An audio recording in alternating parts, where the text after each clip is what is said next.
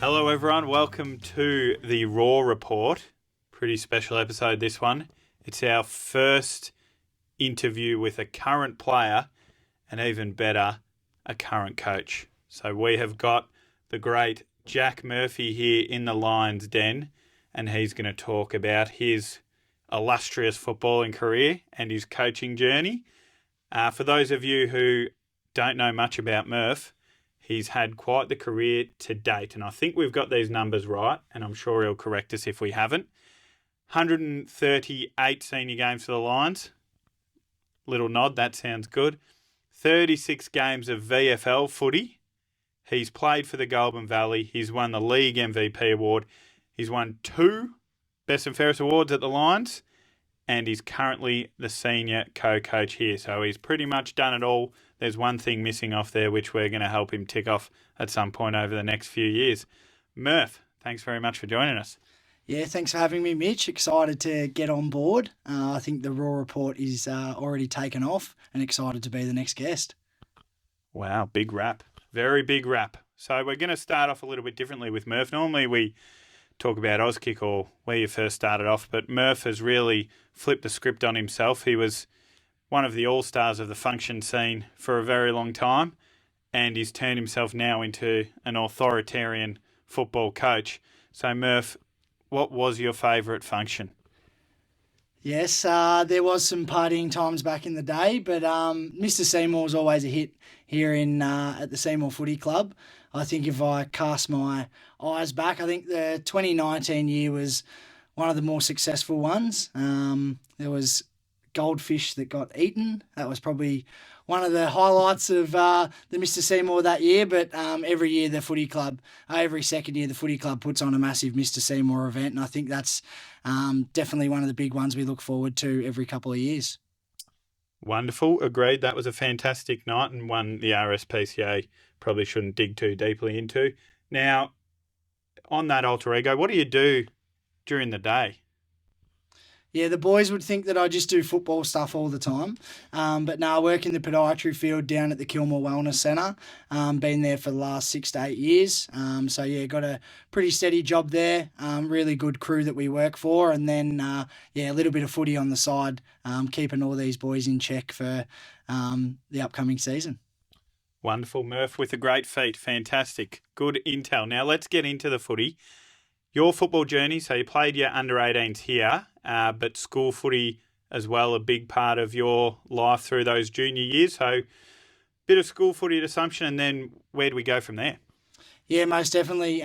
Played a lot of footy at Assumption, and that was a prestigious footy school and something I always wanted to do. And, did that from year 7 through to year 12. But then once you get to the later years of your school life, you only play about 8 to 10 games a year, so needed to link up with another club, and that's where I found myself playing in the under-18s with Seymour, come up here to play with some family and some friends, and essentially, all these years later, haven't looked back. And then, been at Seymour for a few years post that before making my way down to Melbourne, and then ultimately back here to continue on at the Den.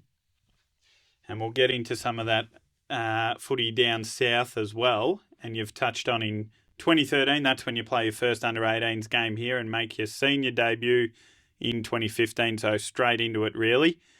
Now, looking back, that doesn't sound like that long ago, but it is now. 2013, Sard's winning the goal kicking at Seymour. 2015, Jace Cole wins the BNF. Colby's coaching, the great Matt O'Keefe is captain. A lot's changed in those 10 or so years. What do you remember about those early days and playing with that generation of Lions? And there's a few frightening ones in there. Were there any players from that period that had a big influence on you as a young footballer? Yeah, most definitely. I think the guys you mentioned there, some absolute all-time Goulburn Valley legends. I definitely remember early days watching Sard, absolute freak show, kicking goals for fun. We had Matty O'Keefe as captain, as tough as they come, played on the last line, held the fort most weeks and was an exceptional leader. Colby was coaching. He was absolutely outstanding, especially for the young guys back then. He always valued everyone's input, which was something that I probably look into my own coaching and a value that I'd love to take from what he used to bring. Yeah, there was plenty of great guys that played at that time. I think Jace Cole set the standard around the club. Brett Meredith, another one who come through. And then, one that I probably worked pretty closely with was Harry Wheeler. So good to see Wheeler still playing some good footy up at Yarrawonga. Some absolute champions in that list there. 2018, you head down to Coburg to play in the VFL and have a couple of really good seasons down there, and there's been a strong Seymour connection to Coburg, which, like the Assumption College one, has been fantastic for both organisations. How was that step up into VFL, and what did you take away from those years playing against some of the state's best footballers? Yeah, most definitely, Mitch. It was highlight of my career probably personally was making the jump down to the VFL. I never really made any representative teams as a kid, so probably always had a bit of a chip on the shoulder to potentially prove some people wrong or potentially prove myself right. And come 2018, 2017, I was lucky enough to come through that season with Andrew Sturgis, who was involved with the Coburg Footy Club, and he was lucky enough to put some things in place for my development, which ultimately allowed me to secure a spot down there. It was absolutely great couple of years down at Coburg. I learnt so much, played under Lee Adams, who obviously played a lot of AFL footy for North Melbourne and is still currently in the coaching space. I think one of the biggest things that I look back on with fond memories is the connections you make. I would say my football connection now is through the roof purely because of those couple of years down in Melbourne. So the friendships and whatnot that you make were outstanding. So it wasn't just the on-field stuff of learning about game plans and how to stack up against AFL players. It was some of the off-field things and connections that I cherished most. And another legend of the Seymour Football Netball Club in Coburg, the great Ben Clifton. We'll get him certainly on the podcast soon. And as you mentioned, I think there's probably not many harder workers than yourself. So to be able to, not potentially be in those rep squads as a junior and get down and play some really, really good VFL footy is testament to your hard work and work ethic. So hopefully you can pass it on to a few of the boys who might drag the chain a little bit this year. So you get those 2 really good years in the VFL, COVID hits, you play a few more VFL games and then you come back to the Den. Was that sort of the game plan, give it a crack, see how far you could go and then come back here, or did you look at some other options? Yeah, COVID was an interesting one. It was probably a bit of a tough one to navigate. I was obviously driving down to Melbourne for training, but we weren't playing. So to be honest, that probably took a bit of a toll. Obviously a fair way from Seymour, driving down to Coburg, down into the city for training without any games on the horizon. So it probably took a little bit of a toll. That last year was probably just going to see how it played out. COVID probably ultimately made the decision for me.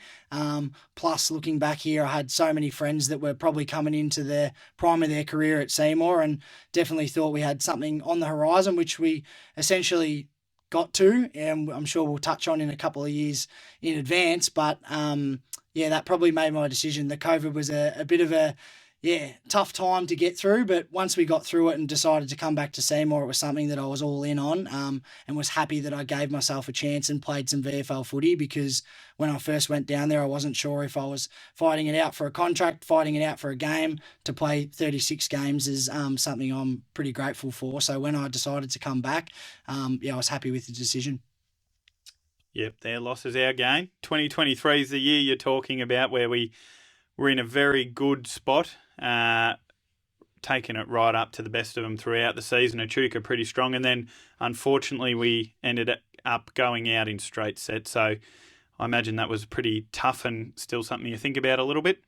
Yeah, most definitely. It was a great season. I think we only lost 2 games for the whole year, and then unfortunately went out in straight sets. And reality is, your last few games are the ones that count, and we weren't able to execute at that stage. But we obviously had a really strong side that year. I think we brought Michael Hartley in straight off a AFL list, which obviously he brought a lot of class and experience to the group. We had Jack O'Sullivan running around, who obviously won his second Morrison medal that year. So we had a lot of top-end talent. Ultimately, we probably just didn't have enough experience come those 2 big games. I think we lost to Echuca by 4 or 5 goals in the first final, and then rolled into Euroa and unfortunately got beaten by our arch rival. So that one definitely stings. But that's footy. I think there's probably 6 to 8 guys in the group at the moment who played in that game that will look to use that as motivation going forward. I know there's a few guys there that want to resurrect those results. We certainly hope so. And speaking of that experience, in 2023, you're assistant coach as well in 2024, and you probably would say yourself you weren't quite ready to take over a senior coaching role, a head coach or co-coach role, but it definitely feels now like it's a very natural fit and can't really picture it otherwise. So what did you learn over those years as assistant coach, probably about yourself and what comes with that head coaching role, and how's the great Ben Davey been in your development as a coach?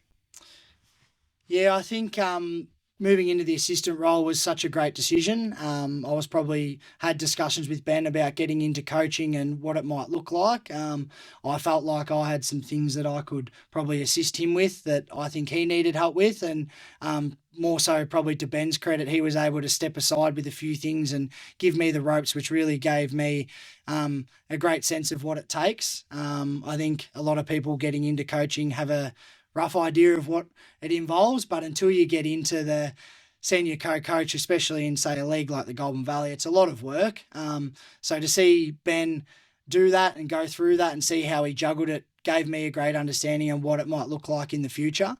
I think the pleasing thing about moving through as an assistant first was it was still allowed me to focus on my footy, obviously still in a playing role.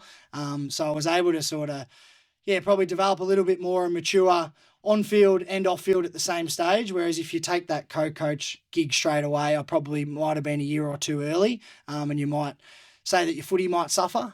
So I think it was a great transition across, and Ben was absolutely outstanding for me. He definitely allowed me to shine through with my strengths and allowed me to chip away at what my weaknesses were, but I think over the past few years we've made a pretty good relationship and know what we can bring to the table from both point of views. And we've seemed to make it work, and couldn't choose anyone else to do the job with.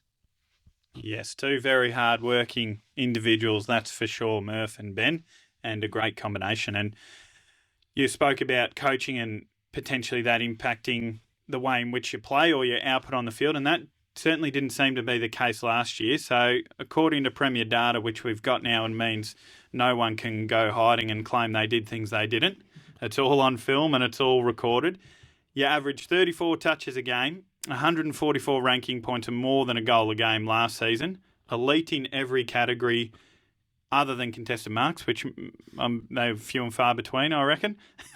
It seems that added responsibility is something you've really thrived on rather than being a burden over the last year or two.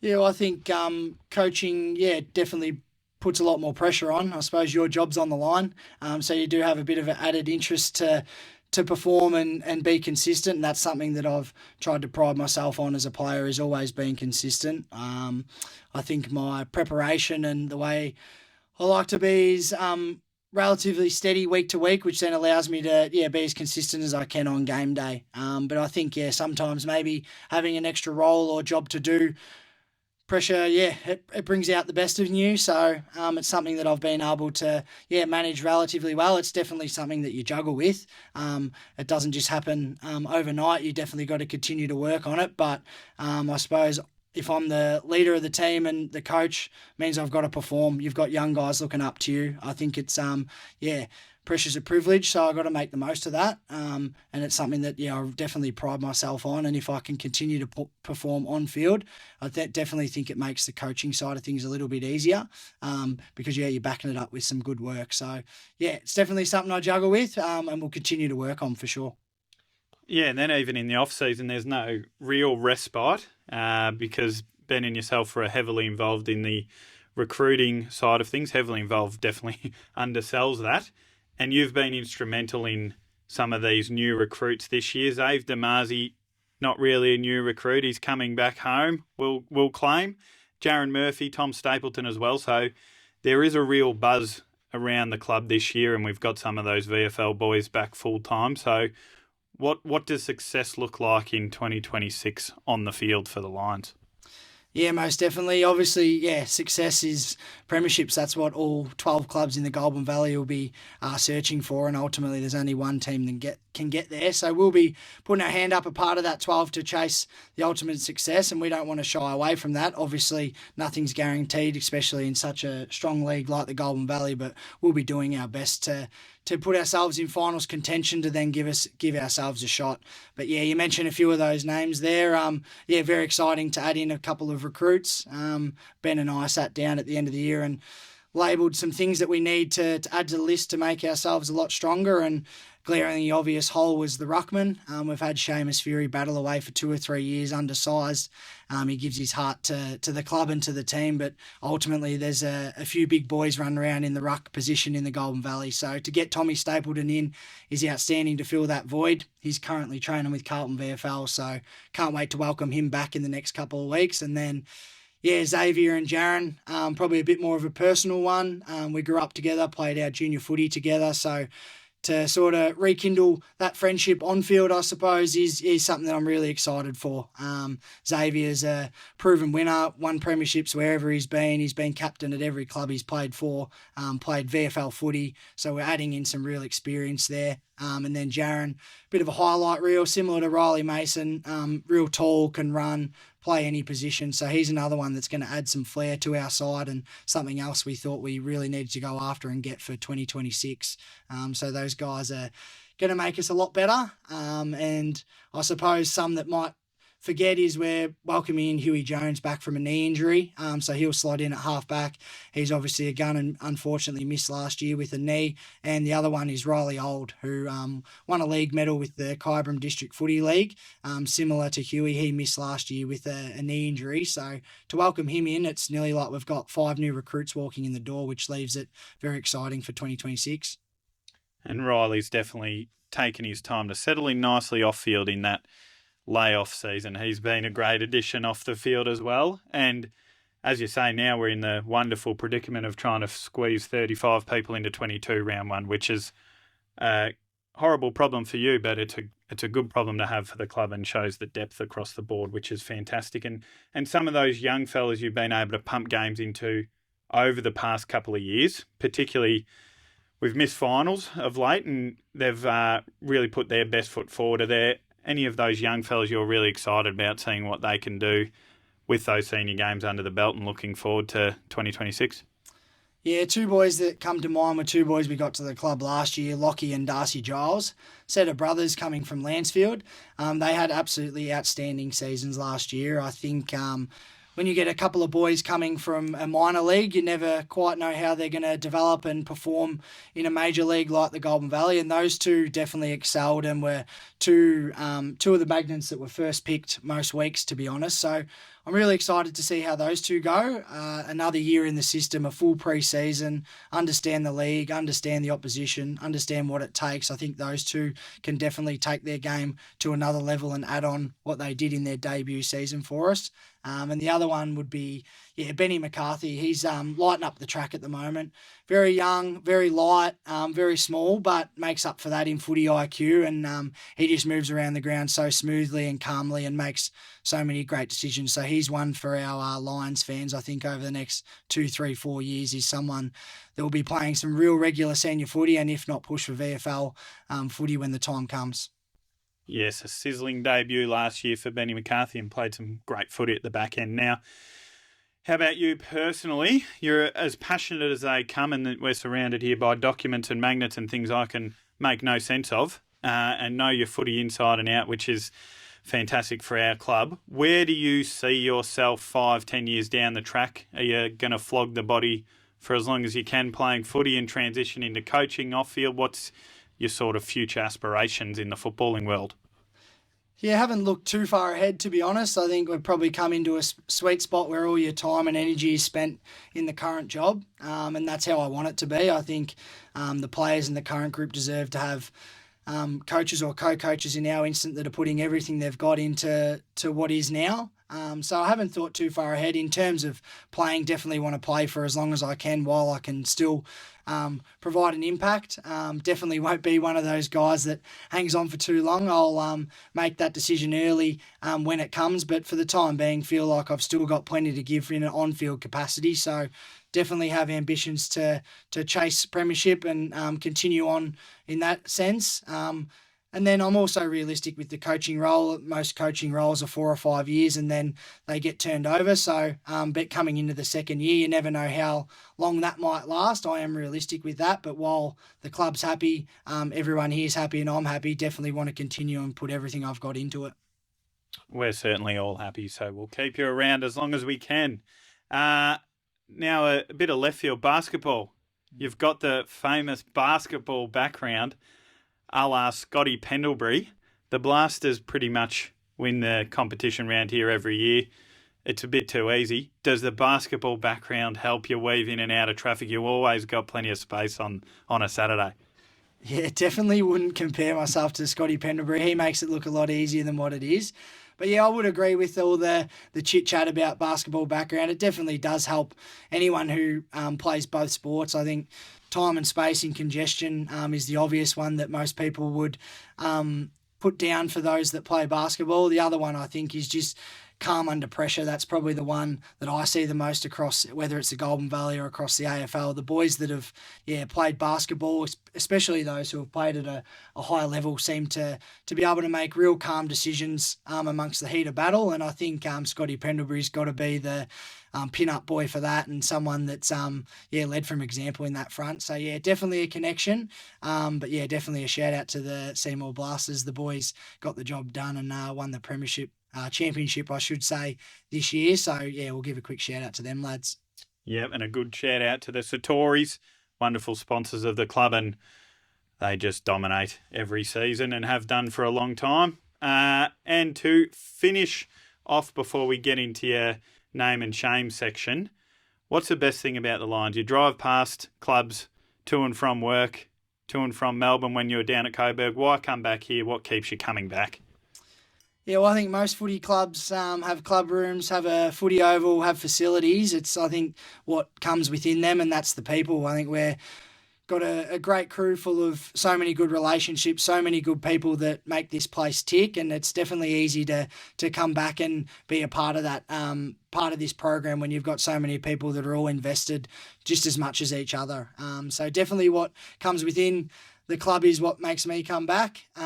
And obviously from a playing and coaching point of view, the chances of moving on and winning a premiership is something that, I'm really chasing. Ultimately, that's why we play footy for, not afraid to say that. We're all here to win a premiership and bring success to the club. So that's probably, from an on-field point of view, what we're really trying to chase and what definitely keeps me coming back year on year. Beauty. And if you break the drought, I'm sure Pete Elliott will build a statue for you somewhere around Kings Park. Into the rapid fire. Your favourite Seymour Football Netball Club personality? Personality. There's definitely a few. Probably just go for one of my favourites right now at the moment is Big Wilbur O'Sullivan. Big Wilbur's back to the club the last couple of years, and he's just one of those guys. No matter what I need, if I ask him, he'll just get the job done, whether it's picking up cones, setting up cones, going to tell someone to do this or do that. He's my man, and really appreciate what Wilbur's bringing to the club at the moment. Very nice. Well done, Wilbur. We nearly got through an episode without something to do with an O'Sullivan, but not to be. But Wilbur is bringing some great energy to the club. Best player you've played with? At Seymour, hard to split them. There's one guy that I've always mentioned, Harrison Wheeler. He'd probably be, definitely one of my favourites I've gone with. But I don't think you can have that question without mentioning Jason Cole or Sard. Yep, I think our sort of vintage, they're always going to be at the top of the list. Best player you've played against? There's been a fair few. I'll keep this one maybe a bit more recent, but currently playing in the Golden Valley. Luke Smith from Shepparton Bears. He's an absolute star. Sees the game as good as anyone. Skillful, light-framed, moves quick. I think couple of years ago, he had 40 disposals and kicked 8 goals against us. So anyone can do that. He's obviously quite talented. The only other one that I would mention is we playing against Richmond VFL one day, similar to Luke, Shea Bolton had 35, kicked 6, and I think it was the first time out on a footy ground where I definitely got caught watching and envying someone at their craft. So I'll give Shea Bolton a shout out back in his VFL days. And Luke Smith definitely has towed us up a couple of times, but hopefully no one's recruiting Shea Bolton anytime soon. That would be great to keep him away from here. The best line you've ever seen. So we might be doubling up here. I don't know. Yeah, I reckon I'll double up here, and the stories of Saad just continue to grow. I'll probably only caught, I played the back end of his career and got to watch maybe the back end of the middle, so to speak. But there's still nothing better than the older boys coming in and telling us Saad stories from the early days. So I think for the longevity that he was here, the amount of goals that he kicked, obviously the highlights that he brought, he would go down as one of the best we've ever seen. I think he would be someone's the name that gets brought up the most. The thing that probably stands out for me is he gets the best 1 or 2 defenders every week. So that's something that as a coach I'll probably think about it in a little bit more depth than, say, the average Joe watching over the fence. But to do what he did and have serious attention week to week is pretty phenomenal. And I think Jace Cole might slide in just behind him for similar reasons. Copped a tag for about 5 years in a row. From a coaching point of view, you appreciate that. And I think those two will probably go side in side for me anyway. That's certainly fair enough, and easily defended those positions, so well done. Any final message for the Lions faithful ahead of season 2026? Yeah, jump on board. I think it's exciting times. The last few years haven't been up to our standard, and we've been aware of that and certainly alerted that. But there's definitely been a bit of a changing in the guard. Obviously, from a club point of view, president brought on a new team, so we've got a whole new factor there. From a coaching point of view, we've brought in some new faces again, and then same from a playing point of view, we've brought in some new faces to add to the group that's really hungry. We've been honest with ourselves that our last few seasons haven't been up to scratch, and there's been a real drive and hunger over the pre-season to rectify that and get this footy club back playing Golden Valley finals footy, and that's firmly in our sights and definitely something this year that we definitely think we can achieve. I think we've got the right people from the top down involved in our club, and things are going places. You look around, there's so many sponsors and people around the town that are getting involved with our club. We're running podcasts like this. There's so much growth happening around our club. It's all going in the right trajectory. And if everything off-field is steady and moving in the right direction, it makes it much easier for us guys once we get on the ground to do the same. So very exciting times ahead. Wonderful message from Murph. Get on board in 2026. And a big thank you to Murph for joining us. I can attest he's as hardworking as they come off-field. No one plans and prepares more in a coaching capacity and a playing capacity. So he sets a great example for all our players as an absolute professional, and we look forward to seeing him run around out there on the field and pull some coaching masterstrokes out of his hat throughout the course of the season. So thanks again, Murph. We'll be back soon with some more episodes, so make sure you subscribe, get them direct without having to work for it, and go Lions.